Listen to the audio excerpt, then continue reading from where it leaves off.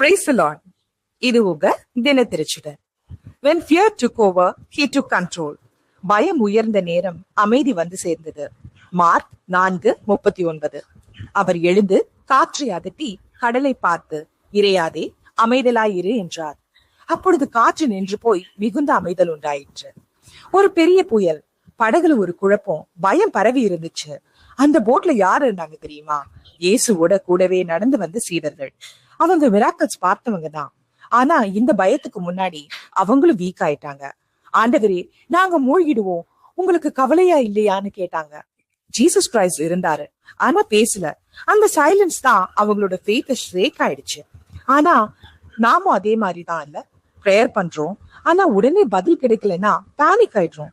But here's the truth. அவர் இருக்கிற இடத்துல மிராக்கிள் காத்திருக்குது. It's not about when, but அதிசயம் நடந்தே தீரும். அவர் எழுந்தார், கடலை பார்த்து சொன்னார், இறையாதே, அமைதியாயிரு. அந்த செகண்ட்ல காற்று நின்றுடுச்சு, மிகுந்த அமைதி வந்துச்சு. அவர் அதிசயத்தை செய்யும் முன்னாடியே பயப்படாதீங்க. அவரோட சைலன்ஸ்ல கூட மிராக்கிள் ஹிடனா தான் இருக்கும். பயப்பட வேண்டாம், அதிசயம் எந்த நேரத்திலும் நடக்கலாம். Thank you. Have a good day ahead.